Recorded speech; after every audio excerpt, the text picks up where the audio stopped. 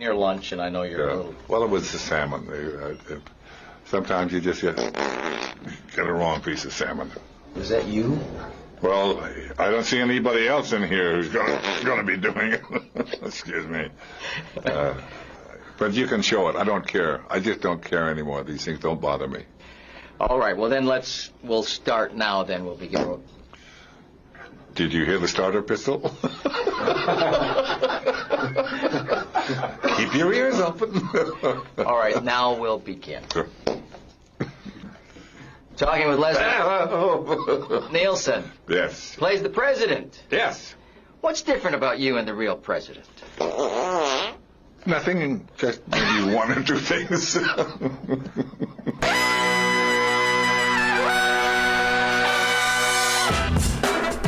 Good morning, sweet world, and welcome to the No Dunks podcast on the Athletic Network. It's Friday, February 9th, 2024. This is The Drop. I'm J.E. Skeets here in the Classic Factory trying to keep it together over farts from Leslie Nielsen. Alongside me, as always, Tess Mellis. Podcast listeners, this is for you. Next to him, it's the bearded woman, Top Shot Hot Boy, Trey Kirby. Hey-o. Hey, yo. And last but not least, over yonder making the magic happen, super producer, JD. Hello. There he is, and here we are on today's Drop. We're going to discuss Kobe Bryant's new statue. We'll get into some of the more interesting games from last night in the NBA. We got 5-Star Friday and your great reviews. We've got rapid fire fun. But first, we had another wedgie. Woo! Wedgie number 33 on the year. It was in Phoenix, and it was John Collins with a bit of a rare wedgie here. He's going to get the very kind bounce on the baseline fadeaway turnaround jumper. That's a weird one. Yeah, it didn't stick long, but it counts. Number 33, look at that pace up to 55. And unbelievably, we're going to have 33-plus wedgies by the All-Star break. I was hoping for that last week when we hit 30, I guess, and they're coming in bunches, Tass. Yeah, the pace is high at 55 for the entire season, including the playoffs, of course. John Collins, a rare post move on the baseline. To see it bop up like that, you don't see it really stick from there very often at all. The wedgies are so hot, TK's taking off his jacket. I'm feeling warm. I'm metabolizing too hard right now, Skeets. Well, let's get into talking about the trade deadline winners and losers, because none of the big names that we expected to see on the move, I'm talking Dejounte Murray, Kuzma, DeRozan, Andrew Wiggins, none of them ended up changing teams. But there was a flurry of activity. Thanks to everybody that joined us live on YouTube for a couple of shows, everybody that listened to the pod as well. We had nearly 20 trades that were completed in the last 24 hours leading up to the deadline buzzer. We're talking backup point guards and three-point specialists and defensive guys, and hell, Cash got traded. So let's take a look at some of the winners and losers as we zoom out here, because we went through basically every trade as it happened. What do you got? We were talking yesterday about like who's the biggest name that was traded, so I quizzed Laura last night, just read her through the names, no emotion. Stop me when you've heard somebody. Thaddeus Young and Robin Lopez were the names she knew. Okay. Former Bulls. Yeah. And then her ears perked up at PJ Washington. I was like, you know PJ Washington? Yeah. I'm so proud. She's like, well, there's a PJ, isn't there? I think she was thinking PJ Tucker. She's like, I know there's a PJ. Because she went to high school with a kid named PJ. So the point is, a lot of these names, nobody really knew. Yeah, it was the pretty casuals. minors, yeah. Well, we're doing winners and losers anyway.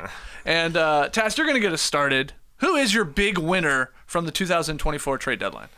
I'm going with the Knicks, just like Trey's metabolism is working. I had my metabolism working when I saw the New York Knicks, because they got two players. We'll start with Bojan Bogdanovic, because that guy is an absolute bucket. Bojan Bucket Danovich, let's call him, because he is a machine. And it's not like he's just a pop-and-shoot guy who needs somebody else to make it. He actually creates his own, puts the ball on the floor a little bit. 47 on pull-up threes. His percentage is really high there, and he can shoot it, obviously, in catch-and-shoot situations, which he'll get with Jalen Brunson, especially now with OG Anunoby being out, Julius Randle being out. Bojan Bogdanovic, I think, will go into the starting lineup and get lots of reps alongside Jalen Brunson, which will help, I think, going into the postseason, when he will definitely come off the bench with the other guy that they got yesterday, Alec Burks, who, shooter himself, just comes off and shoots it, and he shot it a ton for the Pistons. They got both these guys from the Pistons, 41% on catch and shoot himself, 38% on pull-up threes. The good thing for him is that he can take Jalen Brunson's minutes a good amount here, because Jalen Brunson, he just keeps playing. He's played in most of the games this season, 49, 52 games, and he plays 36 minutes. And Tibbs is just playing him a ton, so they do need a backup guard. Deuce McBride has sort of been their backup point guard. It's nice to get an oldie guy here in Alec Burks who, he was fantastic with the Utah Jazz early in his career. Then he had this weird point in his career where he was sort of LeBron's guy coming off the bench. He went to the Cavs for a little bit. And now with the Knicks, he found himself again. He looks damn good. So they got those two guys for essentially Quentin Grimes, which was the biggest name, Malachi Flynn, Evan Fournier, who wasn't playing with the Knicks, and Ryan Arcidiacono, who wasn't playing either, and 2 second-round picks. So 2 guys that are going to be a part of their rotation. Are we ready for some Knicks playoff parties? Because it feels like these guys are going to be part of it. And I know 20 trades, which is high. That doesn't feel like that, but we're talking about complementary players here. Yeah. And I know Mavs fans, I can't wait to talk about the Mavs trade, are mad at us because they're saying, well, we got better. Well, in this case with the Knicks here, they got better on a really good team.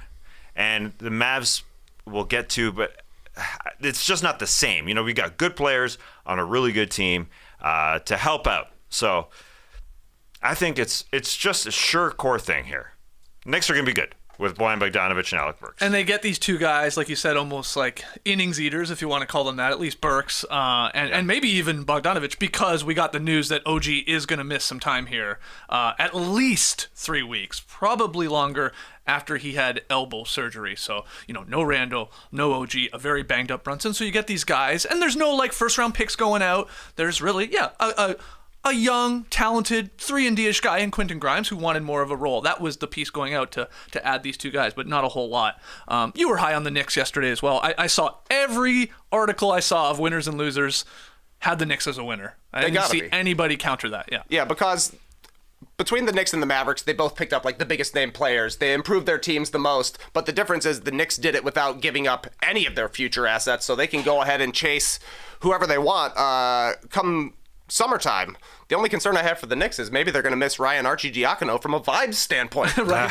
He was like the guy they all picked on. He's like the little brother of the Villanova guys. So who's that going to be now? Deuce McBride? I hope he's up for it. But yeah, I think it's great for the Knicks.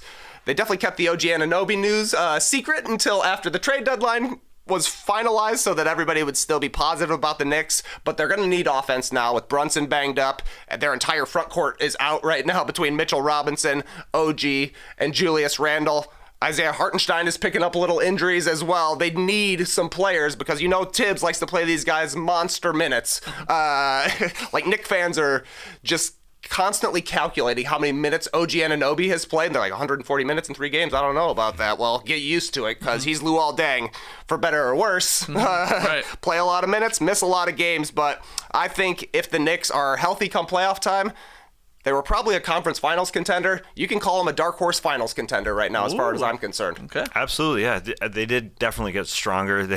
It's a dark horse finals contender. I agree. Also, dark horse story about OG Anunoby here, because as you said, they kept it under the radar a little bit that this guy got surgery. He does get injured from time to time, and this was part of the Raptors thinking in trading him. Now going to be double digits again this season. It'll be 15 probably when he comes back. 15 last year, 34 the year before that, 29 before that. But they got this depth here in Bojan to help out. This guy is a little underappreciated in the NBA, I think. He's had a 10-year career, over 10,000 points, 41% from 3 this season.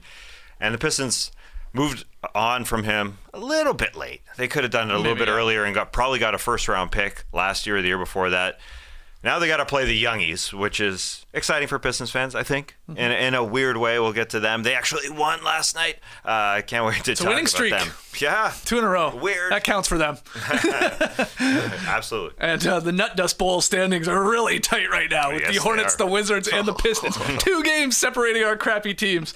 But let's keep it going here. Trey, who's your big winner from the deadline? It's the Mavericks. Task completely hit on it, and we talked about it yesterday. I particularly do not like the ultimate cost for basically the dance they did with Grant Williams. 2 first-round picks went out, essentially, in the deal for him and replacing him with P.J. Washington. the cupboard is bare, basically, for the Mavericks at this point because they're trading these guys for role players, first-round picks for role players. It feels so much like LeBron's first stint in Cleveland where you could tell he was one of the best players in the league, so we're doing everything we can to keep him around, to keep him happy, to keep the team competitive, but it means you're jeopardizing your future for an Antoine Jameson. That being said, Tess is also right. The Mavs are definitely better today than they were yesterday. They need a little Derek Lively insurance. He's picked up injuries to the nose here and there. And Daniel Gafford plays basically the exact same style as Derek Lively. Lively is a rookie. Who knows what you're going to get from him in the playoffs? Honestly, who knows what you're going to get from Daniel Gafford in the playoffs as well? But at least they have an option. They've been trying Dwight Powell forever and ever. If Dwight Powell somehow vanquishes Daniel Gafford, come on.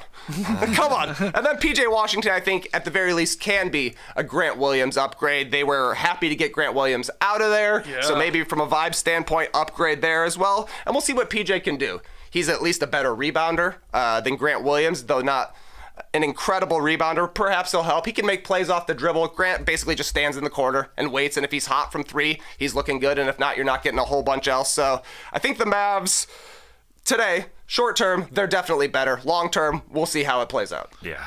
I can't wait to see PJ Washington with better players around him because he was just pretty average this season in Charlotte where they needed help. And so if you've got Luka making the plays, can your shooting go up a little bit? Because he just struggled from that end. Can your defense just be a little bit more motivated, period, on this team? Because that's what they need from him. And so that's a question, I think. But the Daniel Gafford thing is just insurance. As a backup center, he should be backing up Derek Lively. You're right, they do play the same role, pick and roll. Now with Luka, he should be setting him up. He scored a lot, actually, with Tyus Jones and Washington on that pick and roll opportunity. Each and every possession, 1.44 points. That's pretty damn good. And Derek Lively gets hurt. I mean, they're 22-14 with him and 6-9 without him. So Gafford is good there for insurance. He's there for a couple more years probably because he's signed. It's just how good is this team as insurance and the PJ Washington grab.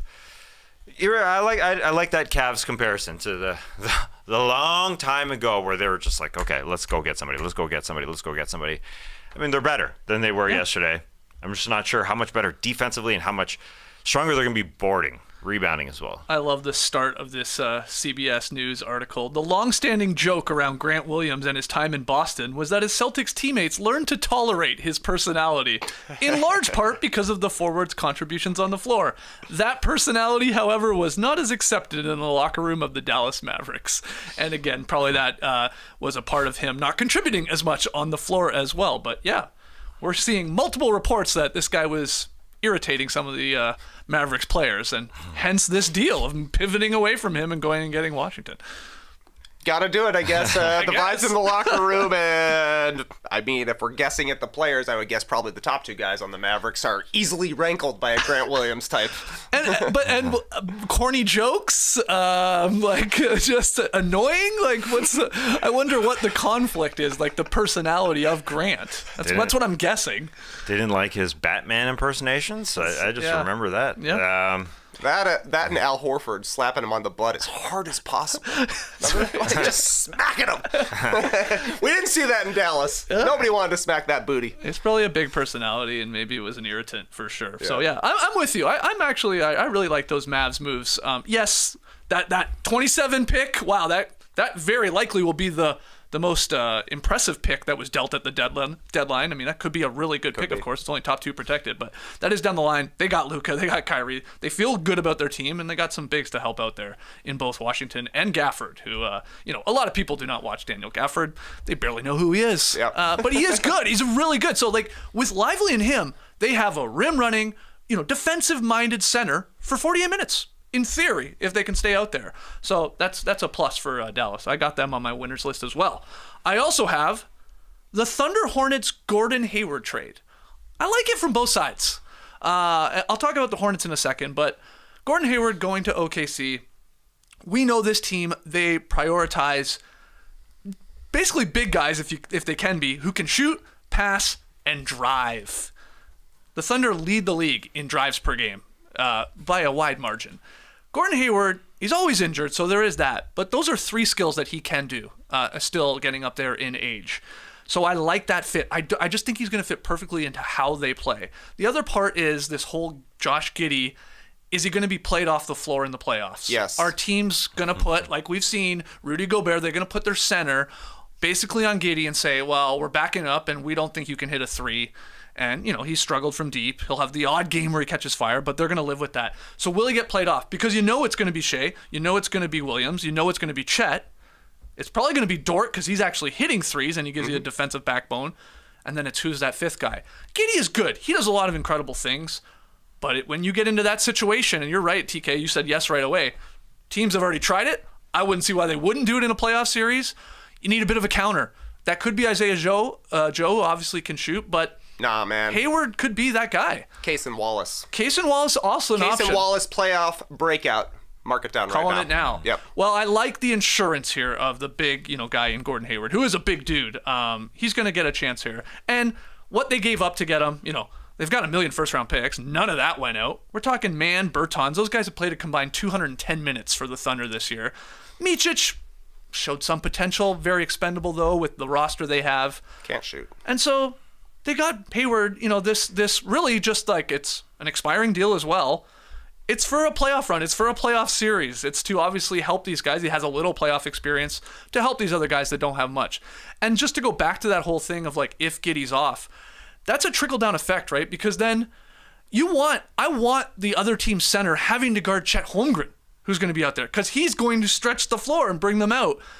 But if that big guy, again, let's say a Rudy Gobert is put on Giddey, well, then there's like more of a guy that can at least hang speed-wise because of a 4 on Chet. So it does that thing. So I think Hayward's going to have a moment here or two in the playoffs as well. I like that move. From Charlotte's side, they got a first-round pick from the Heat for Terry Rozier. That trade obviously happened before the deadline. And then they went and got a first-round pick in the future for PJ Washington. They're getting some picks here, and they're taking some flyers on some of these guys. I like that they are picking a direction. They have LaMelo.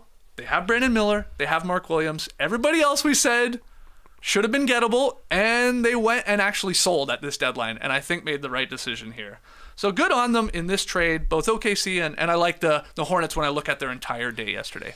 I think OKC's direction is better in that the guys that they just gave up, Davis Bertans, Trey Mann, and Vasilija Micic, are all signed through next season or the season after that. All three of them, while Gordon Hayward becomes a free agent. So they didn't want Bertans sitting around, or Micic. I mean, he was obviously a good player. Trey Mann, obviously a good player, but they just have depth. And they have a backup guard, Cason Wallace, who's awesome. So they have enough guys that they're sticking with. While Charlotte's still question mark. At least they're, Brandon Miller's going to play. But that team is just, who knows what they're going to produce here.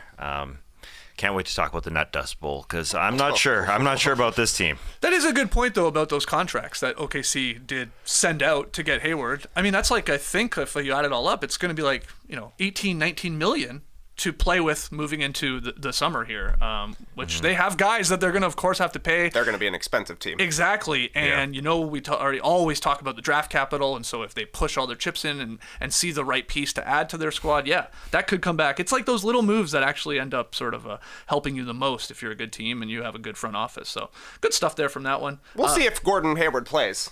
Yeah. He literally hasn't played since December 26th. Yeah. So if they get him on the court, cool. And if they get him to the playoffs, great. Yeah. But that's don't hold your breath. A big question mark. Yeah. And even if he doesn't play, it was a good 2-month run, Gordon Hayward. I mean, I think they would let him go, is what I'm saying. Yeah.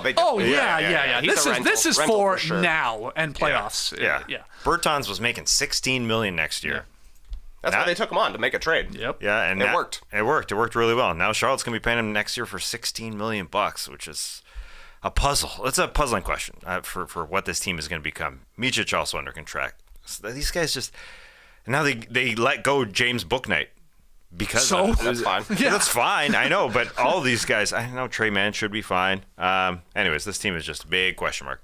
At least they got picks on this deadline with the Rozier and the PJ Washington. They got second round picks in this one, which they sent out some earlier and all that, but that's fine. They did the right thing because they're not good. They're like, we could sit here and say they maybe are the worst team in the league. I know they're not record-wise, but when you look at their net rating and when LaMelo's not out there. That's right. Thankfully, Brandon Miller is turning into, appears to be a building block and like, wow, this guy could be good. really, really good. Yeah. They're going to look good. totally different next year, I think. It's like Yeah. LaMelo will be back. Brandon Miller obviously will be back. Those will be their 2 stars.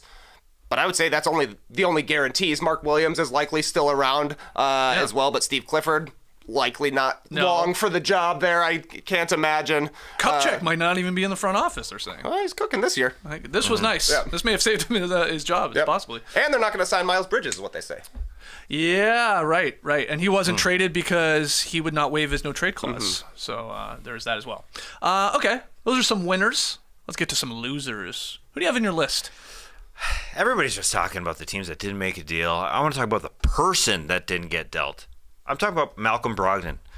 Kind of deeper on the Portland Trailblazers. You don't think of him. They have a bunch of vets that they worked in there this year. And unfortunately for him, he didn't get dealt from a very bad team. You know, he's missed a lot of games in his career. I'm sure he has years left. He's 31 years old. But at some point, I'd like to see him on a good team because I don't know how many more good years he has left. There was Victor Oladipo who got dealt this year, or recently, I should say, and then he was released by the Memphis Grizzlies. I wonder how much Oladipo has left. I'm sure Malcolm Brogdon has more, but just to make that comparison, I mean, Malcolm Brogdon, again, missed a lot of minutes over his career, a lot of games over his career. 6th man of the year last year. Yeah, he was on a good team last year. He was on a great team. Yeah, he was on a great team last year. And they said, see ya. Yeah, it was a weird move. Obviously, the Blazers tried really hard. They're playing alongside DeAndre Ayton, Jeremy Grant, and this thing is just falling apart. Lakers, what are you waiting for? Can't get Malcolm Brogdon here to get Malcolm Brogdon just somewhere new.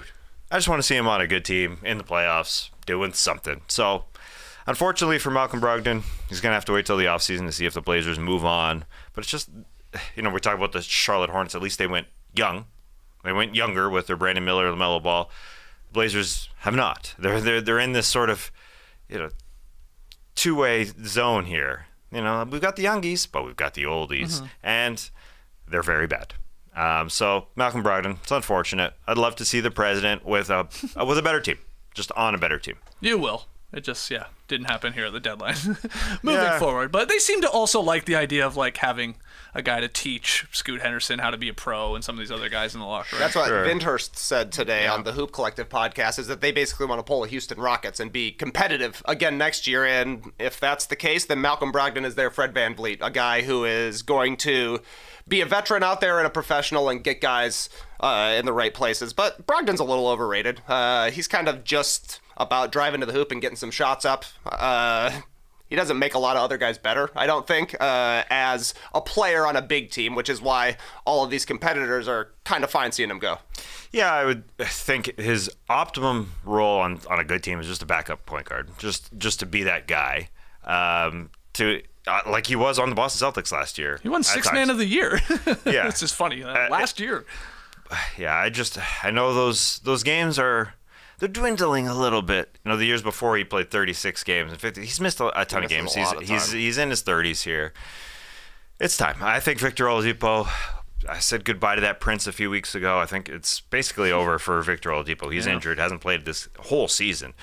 And Brogdon's going to get some more minutes, but he didn't play last night. There are just games he misses. So it's unfortunate. Trey, who do you have as a loser from the deadline? LeBron James. LeBron James. He's a loser for me.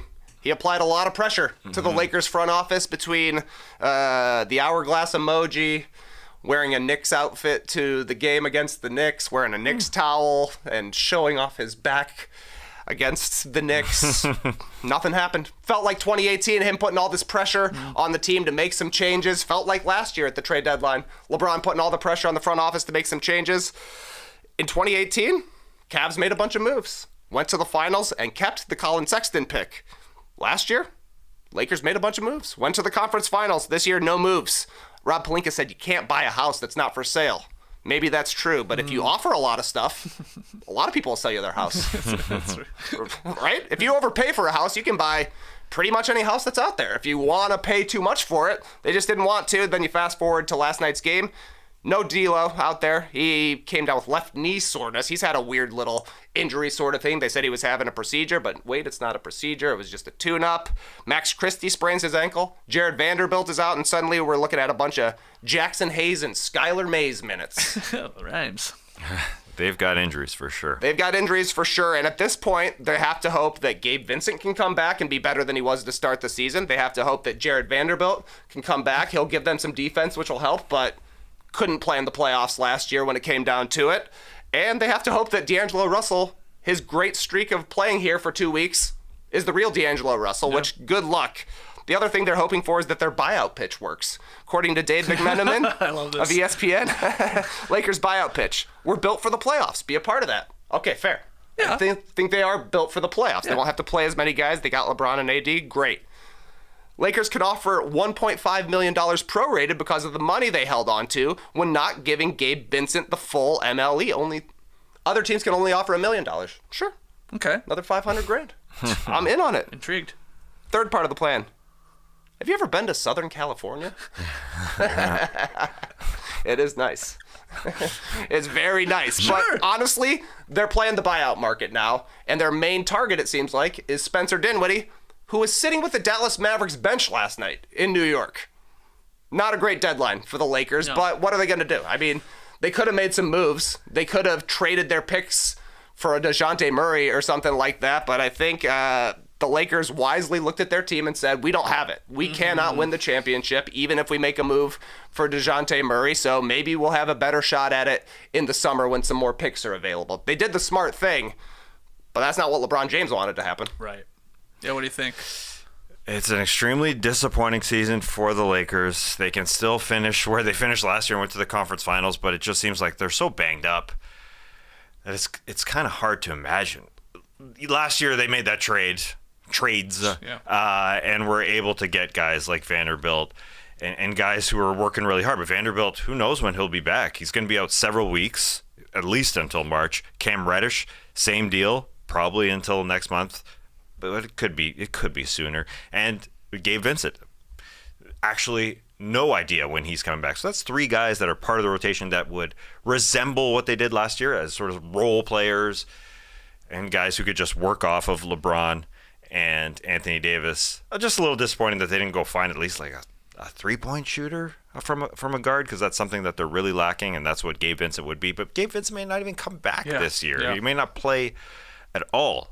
So it ain't the same as it was last year. And this is a team that won the IST. Did him in, maybe, yeah.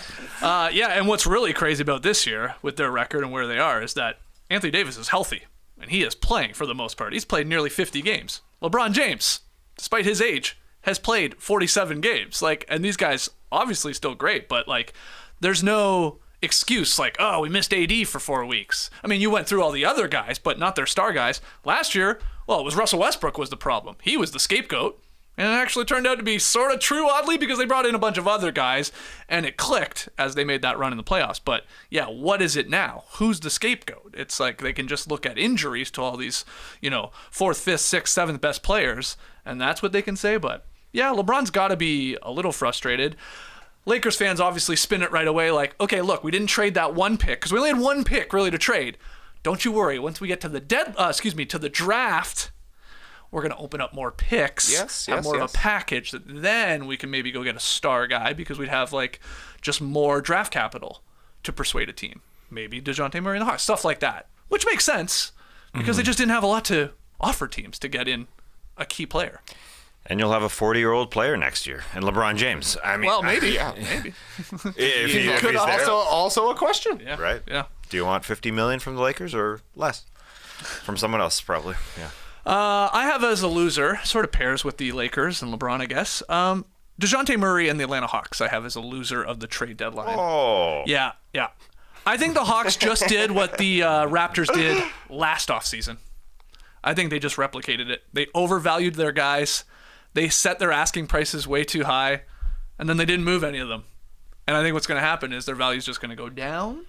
But for Dejounte Murray not to get dealt, obviously DeAndre Hunter, Clint Capella, Bogdanovich had been in a lot of trade rumors, so he's on a decent deal. And they just really did nothing, so here they are. It's the same squad. They're going to look great some nights. They're going to lose to teams they shouldn't on other nights. They're not going to do anything come playoff time because it doesn't fit. Trey and Dejounte, when they're on the floor together, just is an ill fit. When they're separate, they're actually all right. When Trey is sitting, Dejounte Murray, puts up like Damian Lillard type numbers over 36. Trey looks awesome when Dejounte's not there. It's just when they're out there together, it's not right. So I'm just a little frustrated that they didn't do anything. They're going to say they're going to kick the can down the road and maybe they'll cash in, but I think they did really what the Raps, like when we talked about them last deadline, where they didn't move their guys. Now, at least the Hawks didn't go trade a first-round pick for a player like Pirtle, like the Raps did last year, and convince themselves they had something there. At least they didn't do that. But they didn't move off of any of these guys. You disagree? No, I don't disagree. I'm just trying to find out or look at the play-in tournament, the standings right now, and who I want the Hawks to play, because I think they probably have a chance against They're playing the Bulls. A team. Lock it in. Right? Yeah, Bulls. Lock it into 9-10 right then. Yeah, looks like it. And go Bulls, they'll win. Yeah, but okay, so they're going to play in a play-in. No, it's not a good thing. That's exactly what happened to the Raptors. That's my point last year. It's the worst spot we always talk about being in. It's like you're not bad enough to get a high draft pick. You're not good enough to do absolutely anything except win a play-in game, maybe get in a playoff series. But no one has them beating any of these upper echelon teams in the East. Yeah, I'm talking about the Hawks. They thought they had a defense to work around Trey and Dejounte. That obviously hasn't happened. Trey and Dejounte working off the ball, Trey separately, Dejounte separately, just being off-ball guys hasn't worked. The difference with the Raptors is those guys were expiring contracts. Dejounte signed forever. So maybe he'll get something back for them at some other date.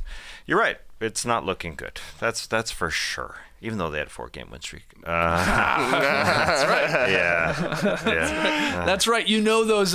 Those packages that they were asking for once they had the 4-game win streak included another draft pick or two. Had that not happened, maybe they are willing to move off one of these guys. Again, I'm talking Murray, Hunter, Capella. It's not just one. It's not just Dejounte Murray. That's the key name because that was at the top of everybody's ooh, that's the best available player at the deadline. There's a lot of other guys they should be moving off of, if possible, and they didn't. So they're sticking with it here. Yeah, first-round picks were not flying around yesterday. Two of them were traded yesterday. Then we had the Siakam trade that also included first-round picks, but I think the Bobby Marks stat was 11 teams controlled 75% of the upcoming picks or something like that. And if they're not in on it, it's going to be hard for anybody else to pay the price that a team like the Hawks would want because they traded so much for Dejounte Murray that they're not only wanting one pick back. Then you look at their players further on down the line, like you're talking about, it might have made sense to move Hunter if they could, but they probably want a first-round pick for that back, and nobody wants his contract. Capella's not worth a first-round pick at this point. Maybe they could have for Bogdanovic, but he's kind of a key member for their team because he can actually play alongside Trey and Dejounte Murray. They're just going to have to hope that Murray keeps his hot streak up and that maybe somebody is more interested in paying up picks in the summer. Yeah. All right, those are our... winners and losers from the NBA trade deadline. Tell us who we missed or your picks. Let us know in the stream team. Let us know in the comments. Tweet at us at NoDunksInc. We're going to take a quick break. When we come back, we'll look at Kobe's statue, some of the games from last night, and a whole lot more. Don't go anywhere. This show is sponsored by BetterHelp. A common misconception about relationships is that they have to be easy to be quote-unquote right. And while those, they exist, sometimes the best ones happen when both people put in the work to make those relationships great. And that's where therapy can come into play. A place to work through the challenges you face in all of your relationships, be it with friends, be it coworkers, significant others, honestly anyone. It's really no secret anymore. Therapy can be a game changer. It's helpful for learning positive coping skills and how to set boundaries. It can empower you to be the best version of yourself.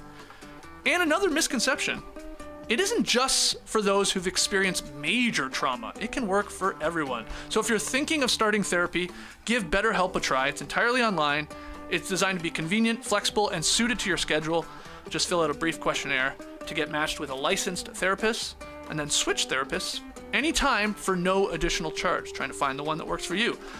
Become your own soulmate, whether you're looking for one or not. Visit BetterHelp.com/NoDunks today to get 10% off your first month. That's BetterHelp, HELP.com/NoDunks. It's award season, so you know what that means. Suits are back. Who are you wearing? Are those peak lapels? I'm sorry, sir. Is that a grosgrain stripe on your pants? There's no time like award season to step up your fit game. Indochino makes fully customized suits that don't require a trip to the tailor to get that red carpet ready fit. Measure yourself in 10 minutes or visit a showroom, then wear your new look right out of the box while staying out of your budget's red zone with custom suits starting at just $399. You customize everything from the lapels to the linings to the fabrics, so it's easy to go Jeremy Allen White mode. With endless customization options, you get the exact look you want. They're always adding new stuff, so it's easy to follow the trends once you pick what you like. It's custom clothing at a surprisingly affordable price. So level up your game with Indochino. Go to Indochino.com and use code NODUNKS to get 10% off any purchase of $399 or more. That's 10% off at INDOCHINO.com with code NODUNKS. Okay, still here in the Classic Factory. Let's get into some fill in the blank. Fill in the blank time. First one. The Los Angeles Lakers unveiled a statue of Kobe Bryant last night, honoring their late superstar with a 19-foot bronze likeness that will live outside the arena. The statue depicts Kobe in his white number 8 jersey with his right index finger raised as he walked off the court following his 81-point performance against the Raptors back in January 2006. So again, there's a look for everybody joining us on YouTube. The fill-in-the-blank question. Some nice details there on the hand and foot. Fill in the blank. The Lakers Kobe Bryant statue is... It's excellence. Okay. I think they kept it simple here with the first of 3 Kobe statues that are coming. That's unprecedented. There's going to be 3 of them. And I think they kept it very simple with the first one, just the finger up. Yeah. No particular pose you might know of Kobe. Just Kobe, and it's really about basketball with this one. At this event with the invite-only former Los Angeles Lakers players, a ton of them were there. I think Kareem put it best. He explained the statue. He said, this statue may look like Kobe, but really it's what excellence looks like, what discipline looks like, what commitment looks like, what love of family looks like. The statue is a wonderful contribution. It captures a person frozen in time while at the same time acknowledges that the reason there's a statue in the first place is because that person is timeless. So I think this one's going to be simple, and then can't wait to see the other ones. Yeah, 2 more coming, you're right. One with Gianna, and I'm not sure about the other one. Yeah. But Some 24 one. Yes, that's right. They did say that. And Vanessa did say, I guess before they took the curtain off, for the record, Kobe picked the pose you're about to see. So if anyone has any issues with it, tough shit. She literally called that, said that. Yeah, what do you think about this statue? Check, please. Finger up? Yeah, looks like Kobe's calling for his bill so he can sign off and head home. But yeah, looks cool. Looks like him. I think it's a good likeness. Yeah, of him. Yeah, it is a good likeness. They do a really good job. The Lakers do of getting the likeness down pat. If would you have known this was from the 81-point game? No. Yeah, I don't think so either. But I'm not a Kobe stan like that. Yeah. And if you're a Lakers fan, you probably do recognize this as one of his crowning achievements, 81 points. But he did it to our Toronto Raptors, and I still wouldn't really remember it. Yeah, I know. Because it's super simple. Well, and he has like another 15 more iconic images that pop in your head of, either arms out celebrating or the, ripping the jersey to the side or chewing on his jersey. Like there's so many more other like Kobe like shots that snap into your head before this one, but he picked this one, and obviously again representing the 81-point game. It's got a QR code on the base that you can take your phone up to, and then you're watching the highlights of the performance. That's sort of cool. And it says on one of the sides of the base, leave the game better than you found it, and when it comes time for you to leave a legend. But yeah, this is the first of many. There's going to be 1 in 24 and then one in theory with Gigi. So I don't know when we will see those, but probably in the coming years. I have a quick trivia question for you guys, if you want to try it. Can you name the 13, because we're including Kobe now, basketball legends with a statue at the NBA arena? Okay, it has to be at the NBA arena. So there's Shaq LSU. Exactly, and there are other statues at colleges and in other locations, but actually at the arena. You want to take a stab at it? All right, let's start with the Lakers. Okay, lots of Lakers. Are you going to include Chick Hearn? No, I'm going players. Only players. Basketball legend. All right, Shaquille O'Neal. Yes, I will give you the year after you call it. 2017, obviously with the Lakers. Kareem, 2012. Magic, 2004. Yes. And then got like 7 out there. Jerry West? Jerry West, 2011. Elgin Baylor. Yes, 2018. That came after Shaq. So you're up to 6 because I'm including Kobe, of course. And then Chick Hearn is number 7. Okay. Okay. I'm just thinking Lakers specifically. I'm going to tell you right now, there's one more Lakers player, but it's not in LA. One more Lakers player, but it's not Well, in LA. yeah. I mean, there's another Lakers player too, but it's also not in LA. But anyway, this one is more. It actually says Lakers on the statue's chest. Huh? Yeah. What? Where? George Mikan. There we go. It's in Minneapolis. So counts. Obviously. Great. Yeah. Lakers. Nice. I guess I didn't know that George Mikan has a statue. Yeah, What year did they print that one? 2001. Yeah. I didn't know either. Great year. Okay, Dirk Nowitzki. Here you go, 2022. We're up to 8, so you have 5 left. Michael Jordan. 1994 for the Bulls. That guy got to play when his statue was outside of the arena. Who else has done that? That's a great point. Nobody. Okay, you're up to 9. Are you counting Scottie Pippen? He's got a bust inside the United Center. No, I am not. I am not. Me neither. So, okay, I'm going to give it to you. One more guy that was a Lakers legend, but he is a legend for other franchises and hence has his statue in this other city on the East Coast. So you haven't named a really good, iconic Lakers player, but, you know, a legend. Magic Shaq? No, not Shaq. Probably the Shaq before Shaq, though. Kareem? No. the other big, awesome, giant center. Wilt? There you go. Wilt Chamberlain has one in Philadelphia. 2004, they unveiled that one. And then, 3 more left. You didn't name this one. I'm glad I caught it. You have 3 more left. 2 in one city, and one I've taken a photo with you in front of. Red Auerbach. Wait. No, that's not at the arena. No, that's just on the streets. Does Bill Larry, Russell? No. Larry have one? Larry Bird? No. Taking a photo together. Yeah, we took a photo, but we were not at a basketball game. I think we were watching wrestling. Oh, Dominic Wilkins, of course. Yeah, man, just down the street. Yeah, classic. 2015, and then 2 more guys, same team, same franchise, of course, is what I'm talking about, same arena. We were just there. I don't know if we actually saw them now that I think. Stockton Karl Malone. There you Okay, go. yeah. Stockton and Malone. So the list is, it's Jordan, George Mikan in Minneapolis. It's Wilt in Philly. It's Magic Johnson. It's Stockton, Malone, Jerry West, Kareem, Neek, Shaq, Baylor, Dirk, and now Kobe. Those are your 13 basketball legends with statues at the arena. Because, yeah, there are other ones. Dwayne Wade up next. I guess so, yeah. Will we get the Dwayne Wade before we get another Kobe?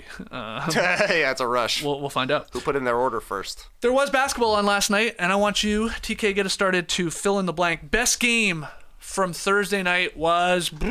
Yeah, we haven't talked about the Lakers enough yet, but I think it was the game of the night last night between the Nuggets and Lakers, Game 5 of the Western Conference Finals. Went exactly the same as the first 4 games of the Western Conference Finals. It was close, It was competitive, and the Nuggets made just a couple of more plays to get the win. Going down in history as the most competitive sweep in NBA history, and it continued on. A tie game with 2 minutes left, and then the Nuggets just hit the gas. Jamal Murray hit a deep 3. Taurean Prince got completely lost on defense. He got double screened, basically, couldn't get around. Easy one for Murray. Then the Nuggets get a stop on the other end. The ball ends up in Jamal Murray's hands. No Lakers stop the ball. Easy floater inside. Then another stop for the Nuggets. Ball gets to Jokic at the elbow. Austin Reeves tries to sneak around and get a steal from him from behind, leaving Michael Porter Jr. wide open in the corner for a dagger 3, just a brutal gamble from Reeves. 8 points in 55 seconds for the Nuggets, and we talked the other day about teams that are potentially fraudulent at the top of the standings here, and you watch a game like this, and you're like, this is exactly why the Nuggets do not qualify, because they're never going to beat themselves. You have to beat the Nuggets. Teams can beat the Nuggets. It can happen, but it's not because the Nuggets are doing dumb stuff. They are going to get a good shot every single time down. Often they're making it, but look at what they did against the Heat in the finals last year. Michael Porter Jr. could not buy a bucket, and it didn't matter at all. They are a well-oiled machine. They've now beaten the Lakers their last 7 meetings. Yeah. And that's got to be discouraging for the Lakers because clearly they're chasing after the Nuggets right now, and they are far behind them. Yeah, they don't have enough size for that team. That was supposed to be the thing that happened in the offseason. Christian Wood was the guy they got. Jackson Hayes, actually, a couple of big blocks in this one. That was supposed to be the thing. Well, he had that massive chase down block that then led to a Lakers 3. I think that tied it up. Yeah, the place was going bonkers. It was loud. And then Jamal Murray quieted them with that 3. I mean, just that guy's cold-blooded. And I loves playing against the Lakers. And he loves to turn it on in the fourth quarter. Yeah. This Nuggets team won a championship, so they're not going every single night of every single game. But here we go in February. The game is tight right till the end. 10-0 run, and it's over. And it's good to see a guy like Peyton Watson help out there in that fourth quarter, because that's the question. That's the only question with the Denver Nuggets. Who's going to come off the bench? Obviously, Reggie Jackson's going to be their point guard. Christian Brown's going to help, and Peyton Watson is going to be the other guy now, it looks like. DeAndre Jordan and his hats are dunking balls right now as a backup center, which is caught a reverse hoop last night. Yeah, it was pretty. So those 4 guys are, taking the place of Jeff Green and Bruce Brown, who didn't get moved yesterday. So those are the questions. That's the only question, because they turn it on when they want. I love that the idea of the Nuggets never beat themselves, and it's so true. And a big part of it is because in a clutch situation, when it's a close game, they're running a 2-man game with Jokic and Murray. And then all these other guys, you're going to be open because they're going to have to gamble, come and help, scramble. And so it's Watson, cut baseline, got an easy bucket. The one you said, Michael Porter Jr., wide open 3. That was a dumb play by Reeves. I mean, he probably wishes he had that back. But it's just so steady when that ball is in Jokic's hand every time. And then Murray, who obviously when he's on a heater feels like he's unstoppable. Whew. It was a fun ending. And these teams at least play very entertaining games. It's every game is close and down the wire, and Denver just keeps eking it out. But, yeah, they look awesome. I don't think of Anthony Davis and Nikola Jokic necessarily as rivals, but, man, it is awesome to watch them go up against each other because Davis brings it against Jokic. He helped force 6 turnovers from Jokic last night, 4 blocks for Anthony Davis, and there are times when you're it looks like Jokic has him beat, gets by him, and then Davis just comes flying back in from behind for the blocks. But they are just such different stylistic players that, I don't know, they just don't seem like rivals. And I don't know, but they definitely are, especially if they're going to keep meeting in important games. Tess, fill in the blank. Give us another game. What was another one from last night? I'm going deep. The Pistons-Blazers actually is important. It's important to us here at the No Dunks table because we have that bet. It's called the Nut Dust Bowl, where someone unfortunately will have to inhale nut dust. From your favorite nuts. Anyways, TBD on that one. But at the end of the season, the worst record of the Pistons, Hornets, or Wizards going to have to suck that back. Right now, the Pistons are the worst at 8, but it's close now. Hornets at 9 and close. Wizards at 10. So they're all within 2 games. And as you said, point differential, Pistons have the best one of all 3. Anyways, they're starting to look better. They gave away some of their vets, obviously, to the Knicks yesterday. So with those trades, you're going to have to play. And I think this bodes well. Cade, Ivy, Duran, Asar Thompson. Those 4 guys, that's their young core 4, and they are going to have to go forward and play. And it's just been such a weird year. Jaden Ivey was coming off the bench for a while. He played 48 minutes yesterday against the Portland Trail Blazers because it went to overtime. But now he's playing. Monty Williams decided, this guy's good. Let's play him. And him and Cade and Jalen Duran all scored more than 20. It was so weird. It was a weird game. Marcus Sasser, who is also going to have to play for the Pistons, had a layup opportunity against the glass just to win the game at the end of regulation. It was late. And so they were still able to go into overtime and win that thing for their second win in a row. Woo! The first 2-game streak since October, right at the beginning of the season. It wasn't ugly overtime. They won 8-2 in overtime, so we're not going to. Well, Jeremy Grant had 49 points last night too in the loss, but that's crazy. No Brogdon. It was just a wild game. No Brogdon in that one. So here we go. It's going to be a fun, 30, 35 games left. So Pistons with 8 wins, Wizards with 9 wins, Hornets with 10 is where we stand right now. With obviously a lot of basketball still to go, but ooh. And you said you were checking the schedule that these teams, our three crappy teams here, they play each other, it feels like almost once each. I think they all have about one game against each other. Wow. Interesting. We have to jump on playback for those. No. No, I'm busy. Oh, you are? Yeah, 27 points and 22 rebounds for Jalen Duren. That's a lot of roast beef, but Yeah. I think he'll have the opportunity to have a lot of 20-rebound games going forward because they traded their two best shooters, and this is a team that did not have much shooting to begin with. I guess Simone Fontecchio is going to have all the shots he wants. Maybe. I'll pick one more game just to show some love to. Give me the Suns cruising to a 129-115 victory over the Jazz.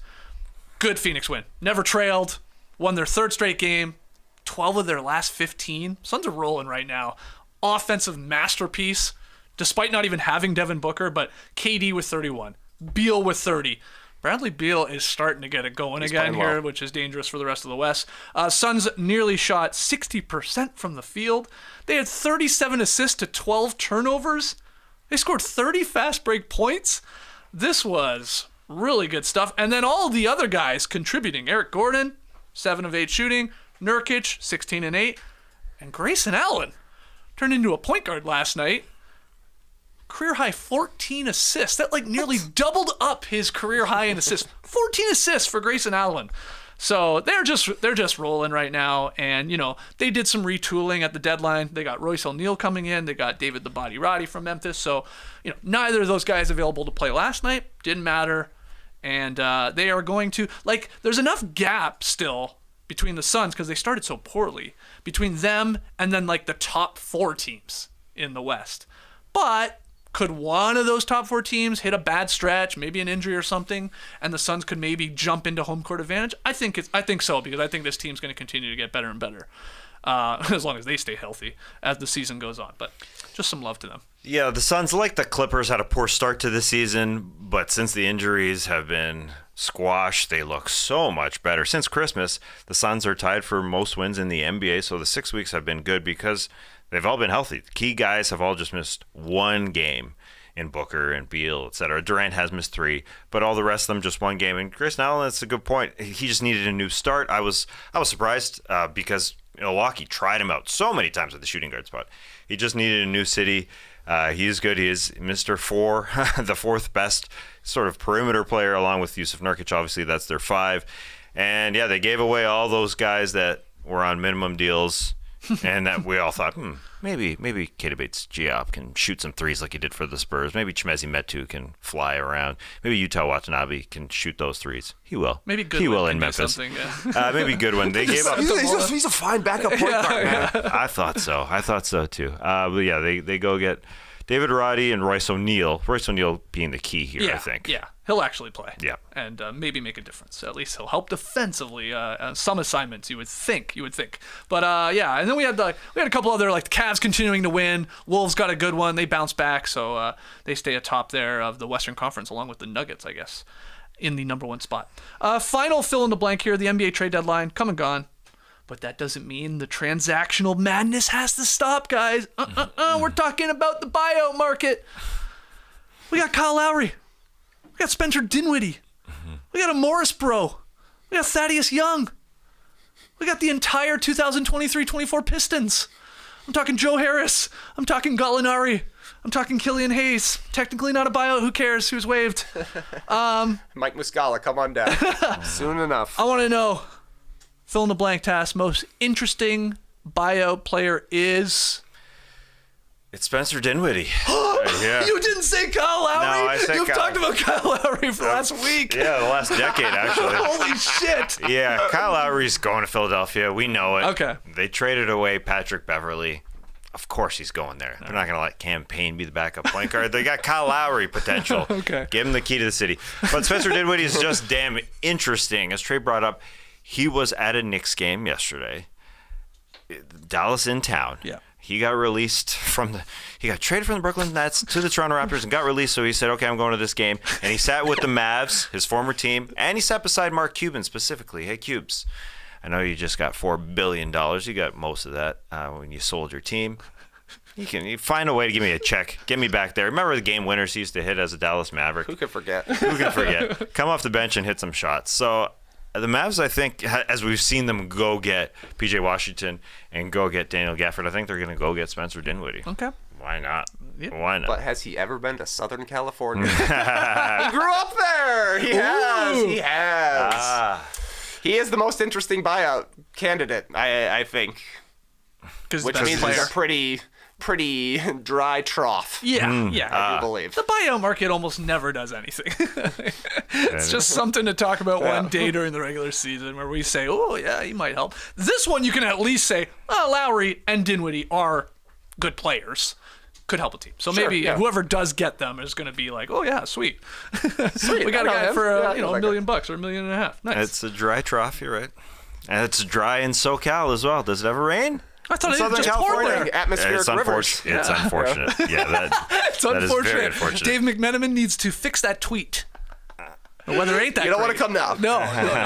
Well, good, nice, though. A lot of rain. Killian Hayes is a surprise, though. Talk about interesting that he's available. The guy started a game and they got cut. Yeah, this guy's been in the league, 4 years? Number 7 pick, right? I know. Yeah, he's 2020 draft, I think. Yeah, that's wild. I mean, that's not, and he's playing on a team where it's like, you got an opportunity, man. He had chances. Yep. And then I guess Book Knight was another guy that's waived. Not that he was good at all, but. Oh, my main man, Furkan Korkmaz should be available. Oh, everybody's honestly, if available. the Bulls need shooting, man, and if they pick up Korkmaz, I will order a jersey. No way. Absolutely. It says Korkmaz on it? A Bulls Korkmaz jersey, sicko mode. Wow. All right. I can't wait to see it. That's possible. I hope it happens. Yeah, definitely. Not really. I mean, those jerseys are probably expensive. What about Gallinari? Would you get a Bulls jersey for him? No, just Korkmaz. Okay. Pop the Korkmaz. Let's do it. Let's do it. All right. Let's pivot from fill in the blank to some 5-Star Friday. Yes. You got the reviews for us, Trey Kirby, once again. I got the reviews. A lot of discovery stories in the reviews this time around. I don't know if because it came in January, people just reflecting on their lives, their podcasts. Let's take a look at these 5-star reviews. Every first Friday of the month, or sometimes the second Friday of the month, we'll read 5-star reviews from Apple Podcasts because they're very helpful in the rankings, and we love to be ranked highly. Our first one comes from Jay Rondo. The title is My Best Friends. I've actually been listening to this show daily since as long as I can remember. It's weird to think that to me, the No Dunks crew, plus JD, plus Matty O, plus Lily, are my all-time best pals. But they have no idea of my existence. Everyone I know knows about No Dunks because if they know me, they know about my homies. It's kind of odd, but I love it. 5 stars. Rondo. Good Jay stuff, Rondo. Yeah, Thank you. Thank you, Jay Rondo. Next 5-star review comes from Dark Regi. Off-brand inside the NBA. Is it a slam? Let's find out. When I was younger, the Philippines only had a little NBA content on TV. We usually get a few delayed games and random shows during weird hours of the day. One of those odd hours introduced me to a show I thought was Inside the NBA. I remembered that Inside the NBA had 4 hosts who ramble about the games. That is what I saw at random at 3 a.m. 4 friends talking about basketball and loving every second of it.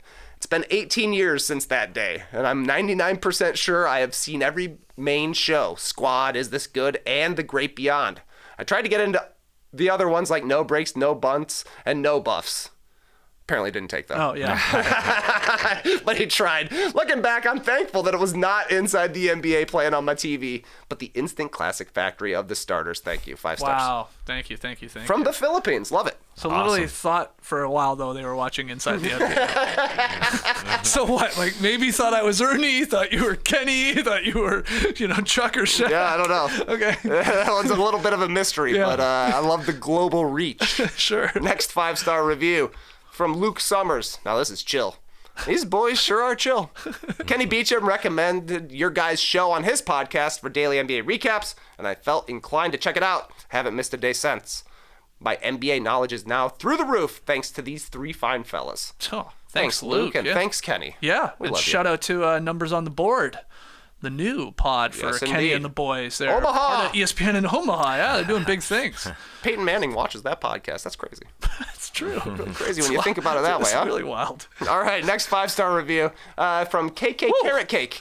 Yeah, it's a chunky. Holy moly. Not a long-time listener, but a first-time writer-reviewer. I've loved hockey since 2011 in my sophomore year of high school when I went to my first NHL game in Tampa. And for most of my adult life since then, hockey was the only sport I loved.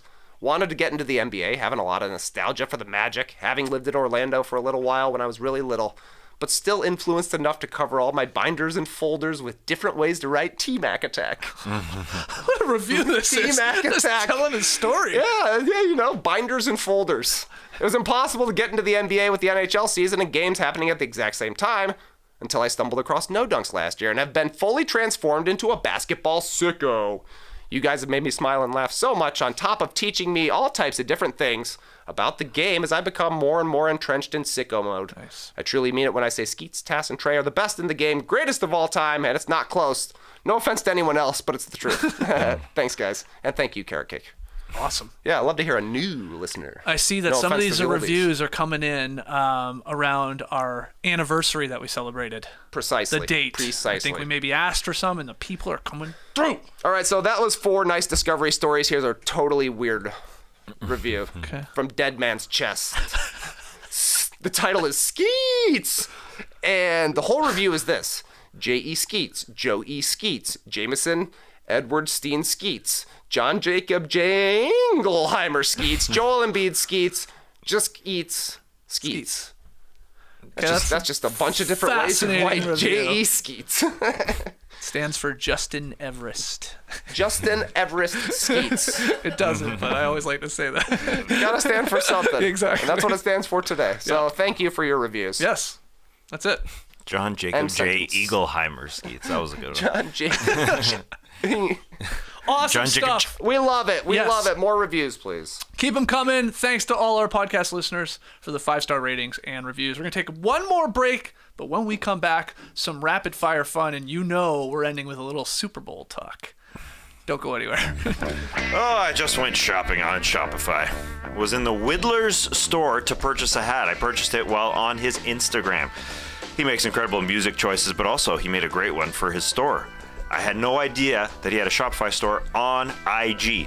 Shopify is the global commerce platform that helps you sell at every stage of your business or wherever you do business. From the launch your online shop stage to the first real life store stage, all the way to the did we just hit 1 million order stage? Shopify's there to help you grow. Whether you're selling scented soap or hats, or offering outdoor outfits, Shopify helps you sell everywhere, from their all-in-one e-commerce platform, to their in-person POS system. Wherever and whatever you're selling, Shopify's got you covered.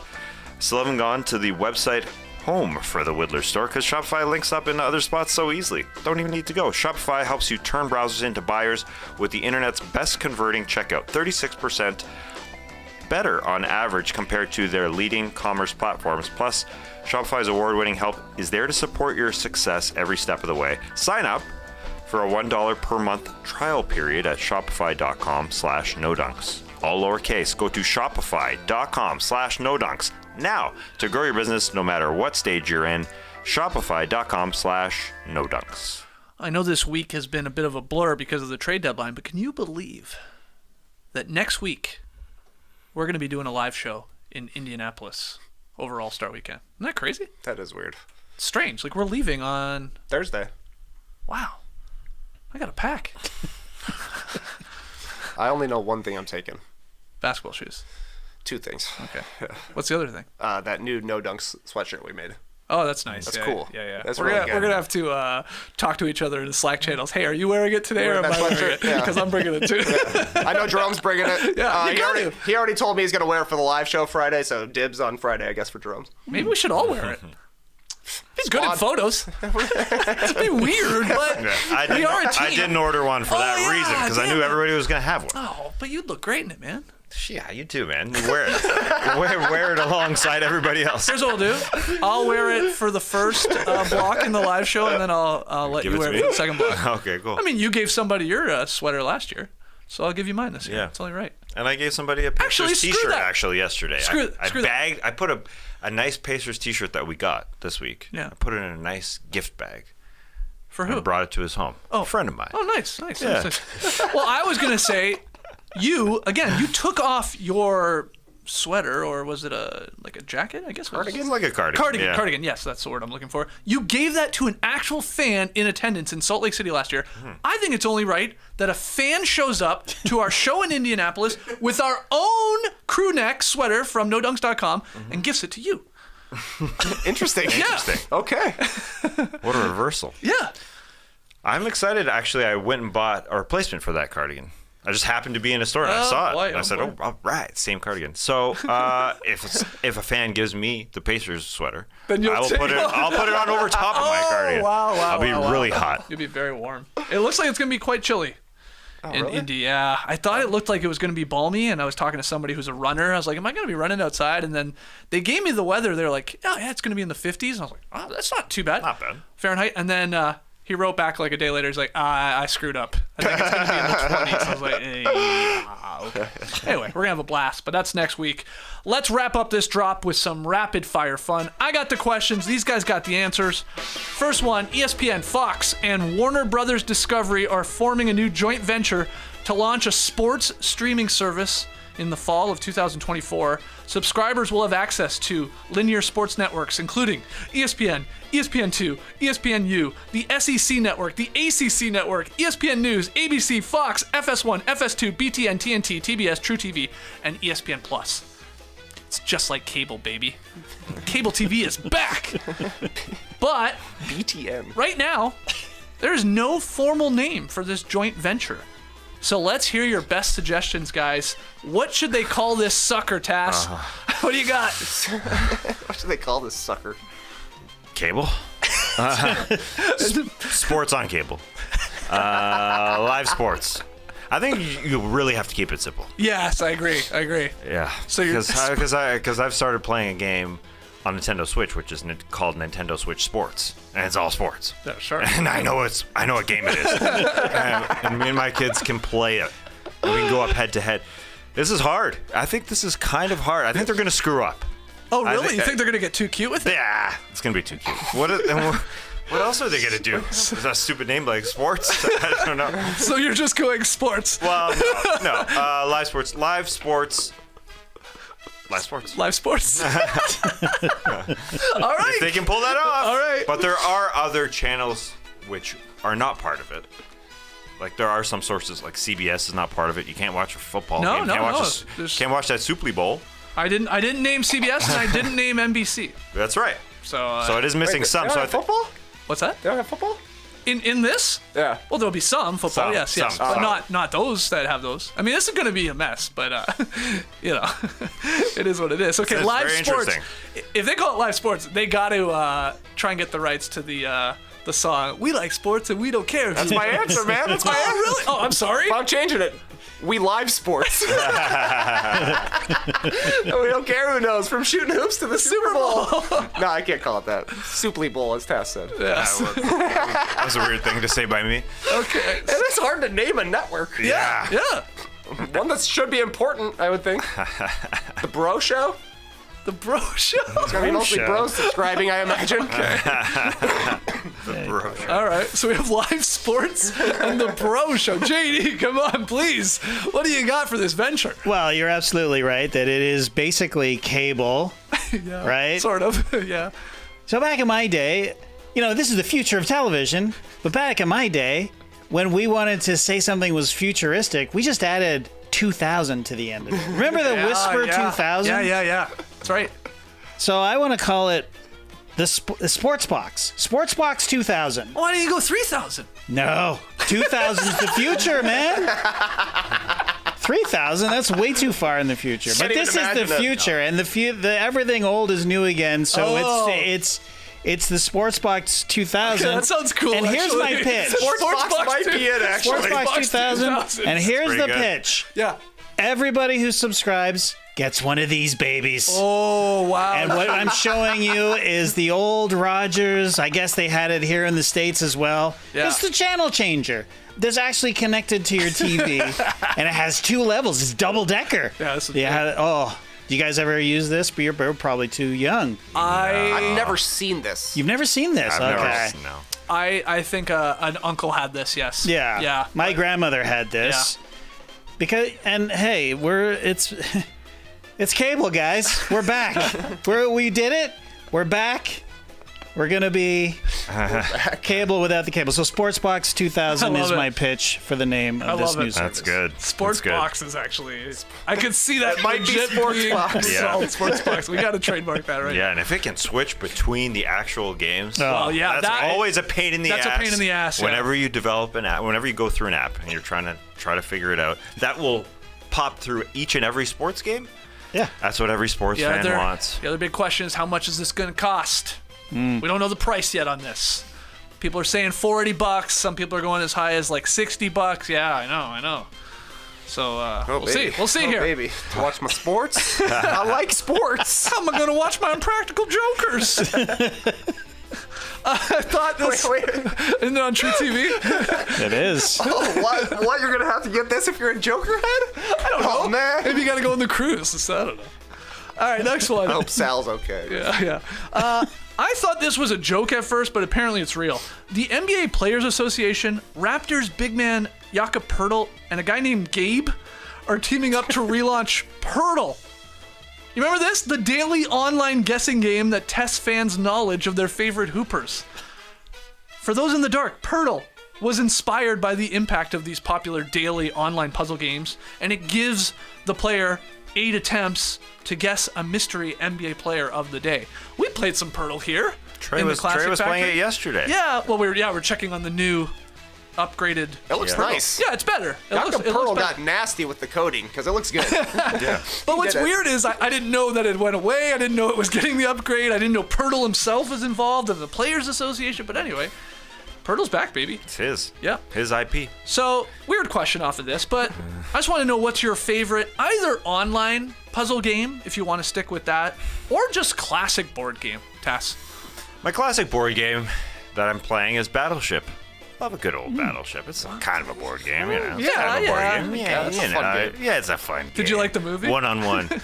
Never watched the movie. Rihanna, right? Yeah, I never saw that. Oh, Battleship. Yeah, No. it's apparently horrible. But the game, essential. Simple, but fun. It's a good one. Do you space out your ships, or do you clog them all together? Never. Big clogger. Oh, which one? Which I've one? never clogged. You never clog. You spread them Really? all out. I used to always think clog right. was the move. Clog is a good move. Because then they hit maybe one of them, and then they're you're like, like, oh, they're going to move off. Yeah.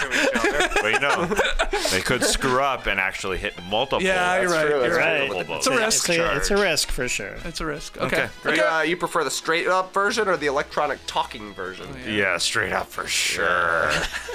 Didn't like the electronic one. Oh, yeah, that's right. Cool. All right, favorite online puzzle or classic board game? Currently, Connections. Love Connections. Oh, love Connections. Love Connection, good show. But Connections, yeah, it's pretty fun. It's a good one to do with your significant other. Yep.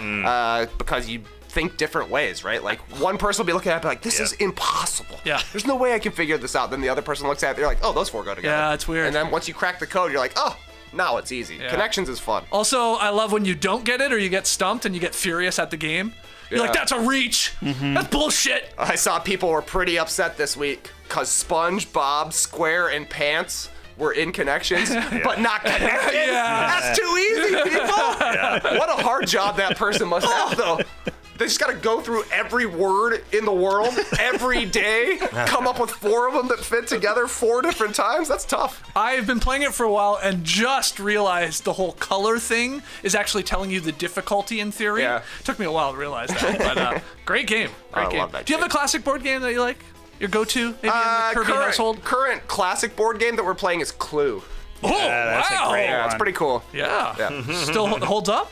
Yeah, we got like a Harry Potter version. It's got all kinds of like moving floors and stuff. Oh. It's cool. Like, yeah, like you gotta, if you land on whatever, you move a circle and it takes you to a special passageway to go to the room of requirement. It was good, man. Solving mysteries. Love it. You said this is a Harry Potter version? Mm-hmm. You think they'll make a Knives Out version of Clue? They should. Yeah. That's a good idea. Right? Yeah. Great idea. Hand in hand. Okay, JD, what do you got for online puzzle or classic board game? Yeah, I'm a Connections man as well.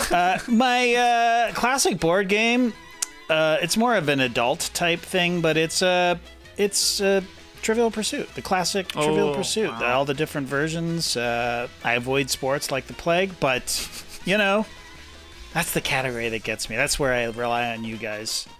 What's your go-to category? Entertainment. Yeah. So, but yeah, Trivial Pursuit. It's underrated as far as I'm concerned. I assume they're still making new versions of Trivial Pursuit. I don't know, actually. I think to they be are. honest. Yeah. I haven't played in a long time. People still into it? I mean, yeah, I would think so, but I guess there's so many now trivia nights. That's true. Go too. out, Yeah, have a drink. which I also enjoy. We're due for one of these. We Yeah. haven't been out in a long time to a trivia night. For I sure. know. Now the weather do it. starts getting nicer. You can sit on a patio Yeah, here. exactly. All right. Final one. Super Bowl 58.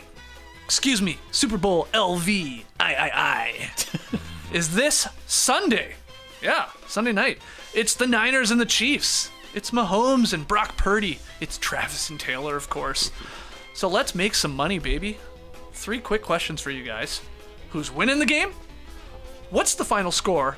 And most importantly, what song will Usher play first during his halftime performance? I like the Chiefs. My homie is Mahomes. So 21-7. 21-7? That's too low score. Wow. Wow. Take Okay. it back. Okay.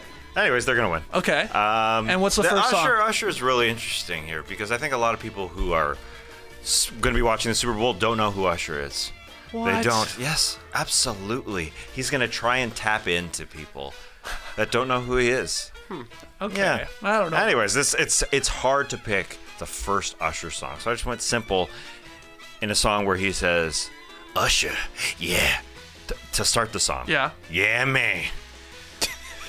The DJ's got us falling in love again. Okay. That song. Plus 1100. Because it's just a BetMGM hype. right It's a now. hype song. It's not like a slow R&B type song. Yeah. It's not an Usher song. Like this DJ's got us falling in love again. I mean, it's fine. It's a banger. He's going to play it at some point. yeah, It's just he's whether gonna it'll be play the it. first one. All right. Yeah, but it's not a real Usher song. It's not. Doesn't get the Usher's so much Oh, better than that. because Tass is Mr. R&B. So yeah, you like the. You I don't like want to dance. You want a deep cut? Yeah, what deeper cut? Yeah, deeper cut. I mean, yeah. He does have a lot of like beautiful ballads Hell and yeah. slower love songs, which I agree. I don't think he'll like open with a slow Exactly. song. So you got to look for the hype ones. And DJ's Got Us Falling in Love Again is an option. Yeah, is an option. Yep. Obviously, but that one to me has to come in the middle of the set. People will go crazy for it. Yeah, yeah. So my opening song, OMG. It's got a nice slow ramp up to like have him come on. 100%. It's a great start. Great song. 'Cause but you it's can not also- like his top-notch banger, Nope. you know? Nope. Now the only thing with that one, that's a Will I Am, right? That is a Willie. Yeah. So big you know, Willie and style. we're gonna have some guess. We don't know who. Oh yeah, that could be that one though. That's a That good one is a perfect like the first song. I think you're right because it like you can extend it as long as you want to. Bum, bum, bum, bum, bum, Yeah. bum, bum, bum, Yeah, bum, exactly. Bum, bum, bum. He's coming up. from Yes, the yes. thing. Bum, bum, bum, bum, So bum, that bum, one- Bum, bum, bum, bum, bum, fell in love with Taylor like. Wah, wah, wah. Travis Kelce's the guest, I heard. OMG is plus 175. So you know, that one is one of the favorites to actually Okay. open with. So that's a good one. So what do you got the score and the winning team? Kansas City 24-17. 24-17. Okay, we got two Chiefs here, somewhat similar scores. JD. Okay, I'll swerve. Whoa! 49ers, Wow, love it. 33-31. It's gonna be a great game. Great game. Oh, great Great game. game. It's gonna be a great Great game. game. This could be the most watched Super Bowl of all time. They're saying. Yeah. Get it on the Sports Box 2000. That's exactly right. Well, it's not available on the Sportsbox 2000. Oh, yeah, right. But yeah, maybe someday. The Usher song is going to be Yeah. It's got to be Yeah. It's like, I think Tass is right. I think some people don't know who Usher is, but as soon as they hear the yeah. Yeah. These are all great picks, guys. yeah, that's what they're like, oh, that guy. Okay, I'm in. Right. Yeah, they got to play the most knowable song. I understand people know who Usher is. Oh, Usher, the performer, but they don't know his songs. Right. Do they? They don't. I do. I mean, I don't. Exactly. I know that one. Yeah. Yeah. Well, here I'll give you the odds. Okay. You didn't name the favorite, actually, the betting odd favorite. Minus 120, which is a little surprising. My Way. So an old classic Usher. Is that his first song? I think No. so. Or second. You remind me. You make me wanna is Yes. his You Wanna, first good song. And then My Way. That's the first Usher. Is that right? Where My he- Way next? Is that on that album? No, that's the next album. Oh, that's the next album. My bad. I'm pretty People sure. don't know Usher, man. They don't know Yeah, the you're songs. right. Yeah, see? When exactly. they came out. Okay, so anyway, it goes My Way as the favorite to open up his Super Bowl halftime set. Then OMG, oh my God. Then Yeah. Then Lovin' This Club. Then DJ Got Us Fallen in Love. Then Burn. Then My Boo. Then Good Good. Then Superstar. Then Boyfriend. I've never even heard some of these songs. What the hell's Good Good? What's that one? The last three I was on searching. Yeah, don't worry. You don't got great odds on those. So, yeah, Yeah. can't wait. My Way is the same album as his first song. You know, where he's got the black makeup on his eye. Yeah. Oh, so it is the first album. Yeah, it's part of the first album, which wasn't the first song. Yeah, but second release, I think. Yeah. Okay. Maybe. Where's You? Remind me. We're not even gonna. They're not even gonna. No way he starts with his first song ever. No way. The songs. What if that he did chronological? His whole. Here we go. I'm gonna take you through my entire catalog. You don't know who I am. Just a quick rundown. So here it is. Here's all my hits. All right. Thanks for the fact here, Jerome. Jerome let us know that Tyrese is in the My Way video. Okay. It's that song where he laughs at the beginning. I wasn't. Wow. Or he does that little acting. Can I with bet his on mouth. whether Usher or Tyrese will Clockwork laugh? Orange Tyrese style? from, Good stuff, Jerome. Fast and Good Furious? stuff. Yes. So Ludacris and Tyrese could be on stage with Usher.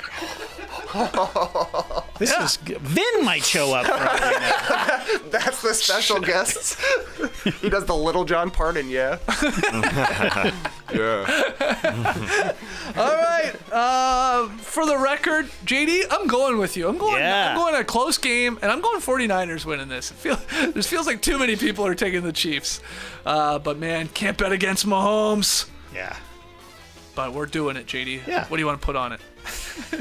I don't know. What would you? Have you ever bet on the Super Bowl, JD? Not on the Super Bowl, no. Bet on other I'd things. throw $100 down. Wow. Oh, you bet on tennis. Bet on women's tennis. Women's tennis in Vegas. I forgot about that. Came out a winner. Yeah, you did. Yeah, buddy. And you swerved. I did swerve. Yeah, you did. That's the move.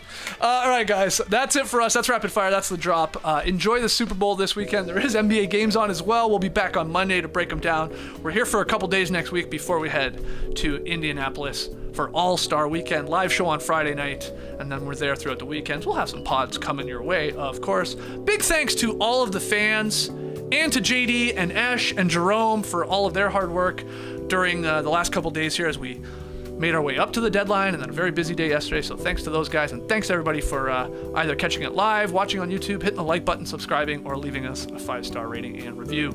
Enjoy the big game. We'll see you on Monday. Clipper Bros. You heard it here first. Have a great time. Turn up. Love you guys. Awesome. Thanks for joining us, and remember that the 49ers can't stop the run. Cannot stop the run. So maybe Mahomes doesn't throw for 250 yards, but they're going to run Pacheco. a lot. Yeah. He runs yeah. angry. He runs mad. People say he runs like he's biting somebody. I've heard that So before. good. Embrace the weekend, people.